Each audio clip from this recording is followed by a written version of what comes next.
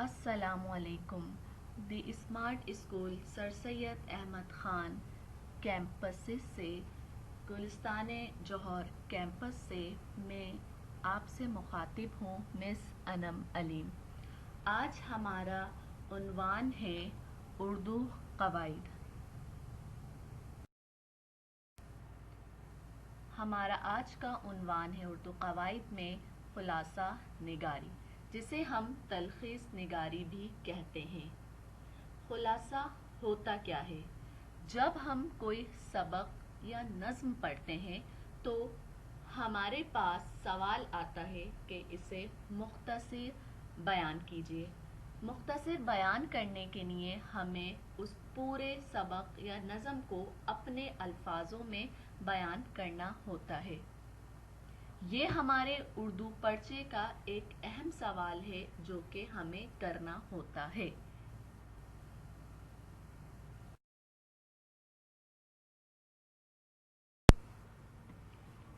खुलासा निगारी के अहम असूलों के बारे में हम बात करते हैं कि वो असूल कौन से हैं जिनकी बदौलत हम एक बेहतरीन खुलासा लिख सकते हैं। आइए हम उन असूलों के बारे में जानते हैं। अहम असूलों में सबसे पहला अहम असूल, सबक या नज़्म को अच्छी तरह पढ़ें। आपको सबक या नज़्म जो आपको दी गई है उसे 2 से 3 बार इस अंदाज से पढ़ें कि आपको नज़्म या सबक समझ आना चाहिए कि आपने इसमें पढ़ा क्या है। मुश्किल अल्फाज के मायने आपको तलाश करने हैं ताकि उन अल्फाजों को भी बेहतरीन तरीके से समझा जा सके। सबक को अच्छी तरह पढ़ लेने के बाद हमारा दूसरा असूल है अहम नुकात पर निशान लगाइए। हमें अहम नुकात देखने होते हैं कि इस सबक में अहम बातें वो कौन कौन सी हैं जिनके गिर्द हमारा पूरा खुलासा घूम रहा है। सबसे पहले इब्तिदाई कोई बात होगी, फिर दरमियान में कोई ऐसी बात होगी जिसके गिर्द हमारी कहानी ये होगी, या फिर हमारी नज़्म होगी, फिर आखिरी के हिस्से में भी कोई ऐसी बात ज़रूर छुपी होगी जिनको जोड़कर हम एक खुलासा लिख सकते हैं।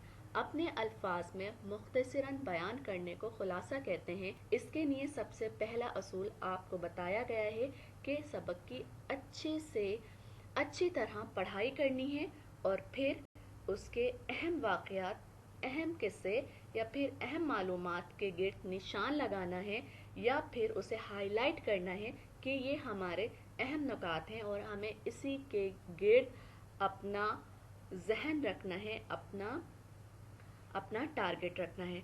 और फिर हमारे इसके बाद तीसरा असूल आ जाता है 1/4 हिस्सा लिखें। आपको खुलासा जो लिखना है वो पूरे सबक का 1/4 होना चाहिए। मतलब आपका जो सबक है या नज़्म है वो तवील होगी। आपको उसकी तवालत का ख्याल रखना है। आपको ख्याल रखना है कि वो ज़्यादा बड़ा ना हो, बल्कि उसको इतना मुख्तसर कर दें कि वो उस सबक का एक हिस्सा मालूम हो। असूल नंबर 4 में हमारे पास असूल है ज़्यादा तफसील से गुरेज करें।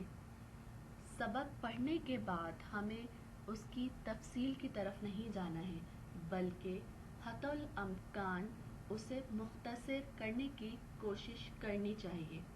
अपने अल्फाजों में उसकी डिटेल को, उसकी तफसील को इस मुमकिन हद तक मुख्तसर कर लीजिए कि उसमें बयान किए जाने वाले वाक़यात या किस्सा या कोई अहम बात आपके अपने अल्फाजों में लिखी गई हो। इस तरह आप सबक के अल्फाज को हूबहू नकल करने से भी बच सकेंगे। ज़्यादातर अपने अल्फाज में लिखने की कोशिश करें, लेकिन तफसील से बचते हुए। उसूल नंबर 5, तरतीब का ख्याल रखें। बहुत लाजमी और अहम उसूल।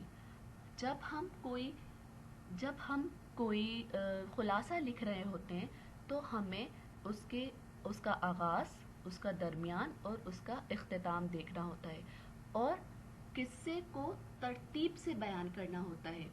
ترتیب سے بیان نہ کرنے کے سبب ہم اپنی ترتیب کو خراب کر دیتے ہیں، جو کہ پورے خلاصے کو برباد کر دیتا ہے۔ اس طرح ہمارے خلاصے میں وہ بات باقی نہیں رہتی جو ہمارے خلاصے میں ہونی چاہیے، وہ مزہ یا پھر وہ کیفیت باقی نہیں رہتی جو ہمارے خلاصے کا ایک اہم حصہ ہوتا ہے۔ اس میں ہمیں ترتیب کا خیال رکھنا ہوتا ہے اور بتانا ہوتا ہے کہ یہ قصہ یہاں سے شروع ہوا، یہاں سے ہوتا ہوا اس طرف اختتام کی طرف پہنچا ہے۔ تو اپنی ترتیب کو لازمی اس کا خیال رکھنا ہوگا کہ ہماری یہ ترتیب کسی بھی صورت خراب نہیں ہونی چاہیے۔ اہم نکات ہمارے پاس ہیں، تفصیل سے ہمیں بچنا ہے، اور پھر اس کی ترتیب کو بھی ہمیں بہت اچھے سے اس کا خیال رکھنا ہوگا۔ اصول نمبر 6، سبق کا نام اور مصنف کا نام آپ کو ضرور پتہ ہونا چاہیے۔ اگر آپ کوئی سبق لکھ رہے ہیں تو سبق لکھا کس نے ہے اور سبق کا عنوان کیا ہے، یہ چیز آپ کو یہ بات لازمی پتہ ہونا چاہیے۔ اگر آپ نظم لکھ رہے ہیں تو نظم کا عنوان، نظم کا خلاصہ لکھ رہے ہیں تو نظم کا آپ کو نام پتہ ہونا چاہیے، اور اس کے ساتھ ہی جو نظم کے شاعر ہیں ان کا نام بھی آپ کو پتہ ہونا چاہیے۔ یہ سبق یا خلاصے کا متن کہلاتا ہے، مطلب اس کا حوالہ، جس پہ ہمیں سبق یا نظم کا نام اور ان کے لکھنے والے، نظم ہے تو شاعر کا نام، سبق ہے تو مصنف کا نام ہمیں لازمی پتہ ہونا چاہیے۔ ہمارے پاس اصول نمبر 7 ہے، کہانی یا نظم کو اپنے الفاظ میں لکھنے کی کوشش کریں۔ آپ کی کوشش، جیسا کہ میں آپ کو پہلے بھی بیان کر چکی ہوں، کہ کہانی یا نظم کو ہو بہو نقل کرنے سے گریز کرنا ہے، اور جہاں تک ممکن ہو سکے اپنے تاثرات، اپنے الفاظ، اپنی کیفیات اپنے الفاظوں میں بیان کرنے کی کوشش کریں۔ آپ کے الفاظ قطعی سبق والے الفاظ یا نظم کے الفاظ جیسے نہیں ہونے چاہیے، بلکہ کچھ تبدیلی لاتے ہوئے یا ان الفاظ کی جگہ کسی دوسرے الفاظ کا استعمال کرتے ہوئے جن کے معنی ایک جیسے ہوں۔ کوشش کریں ایک الفاظ جو آپ لکھ چکے ہیں انہیں بار بار دہرایا نہ جائے، بلکہ ان الفاظ کی جگہ اس کا متبادل الفاظ آپ استعمال کریں، اور جملے کو کی ساخت اس طرح بیان کریں کہ وہ آپ کا انداز یا آپ کا تاثر اس کے اندر شامل ہو جائے۔ پھر اصول نمبر 8 ہمارے پاس ہے، اختتام مناسب انداز میں کریں۔ آپ کا اختتام آپ کے خلاصے کا نچوڑ ہوتا ہے، تو اختتام میں استعمال کیے جانے والے الفاظ بھی اس انداز سے استعمال کریں کہ وہ پورے خلاصے کا نچوڑ بن جائے یا پورے خلاصے کا حاصل بن جائے، کہ اس پوری کہانی میں بات کہنے کے بعد آپ نے اس کا اختتام کس طرف دیکھتے ہیں یا اس کا اختتام آپ کس جانب لے کر جاتے ہیں۔ اصول نمبر 9، خود سے کوئی بات شامل نہ کریں جو کہانی یا نظم میں بیان نہیں کی گئی۔ آپ کو ایسی کوئی بات، ایسا کوئی نکات یا ایسی کوئی قصہ یا واقعہ آپ کو شامل نہیں کرنا ہے، بیان نہیں کرنا ہے جو نظم میں بیان نہ کی ہو۔ آپ کو تفصیل کی طرف نہیں جانا ہے اور نہ خود سے کوئی بات اس میں شامل کرنی ہے۔ تمام باتیں آپ کے سبق یا نظم میں موجود ہونی چاہیے، لیکن الفاظ، ان کا استعمال جدا ہوگا، الگ ہوگا، اور اس کے علاوہ آپ کو اس میں کوئی بھی ایسی بات جو آپ کی طرف سے ہو یا اس کی ڈیٹیل ہو وہ آپ کو شامل نہیں کرنی ہے۔ آپ کو خیال اس بات کا رکھنا ہے کہ آپ کا خلاصہ آپ کے الفاظوں پر مشتمل ہو، لیکن اہم نکات یا اہم باتیں آپ کے سبق یا نظم سے لی گئی ہوں۔ تو بیٹا، یہ آپ کے کچھ اہم اصول تھے جن کی بدولت ہم ایک بہت ہی بہترین خلاصہ تشکیل دے سکتے ہیں. ایک بہت ہی بہترین خلاصہ کہانی کا ہو، سبق کا ہو یا نظم کا ہو، ہم اسے بیان کر سکتے ہیں، اسے ترتیب دے سکتے ہیں.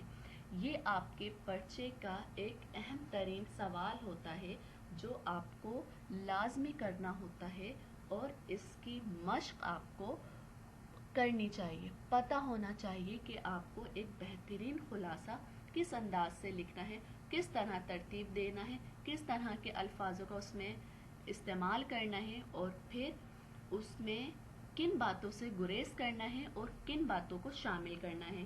تو بیٹا آج ہم نے خلاصہ نگاری یہاں پر سیکھی اور سمجھی.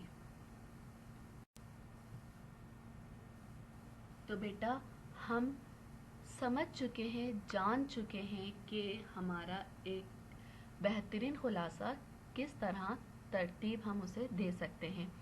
تو آپ لوگ کو امید کرتی ہوں یہ سمجھ آ گیا ہوگا کہ ہماری تلخیص نگاری یا خلاصہ نگاری کس طرح لکھی جائے گی اور اسے کس طرح بہترین بنایا جائے گا. اسی کے ساتھ اپنی ٹیچر کو اجازت دیجیے. اللہ حافظ.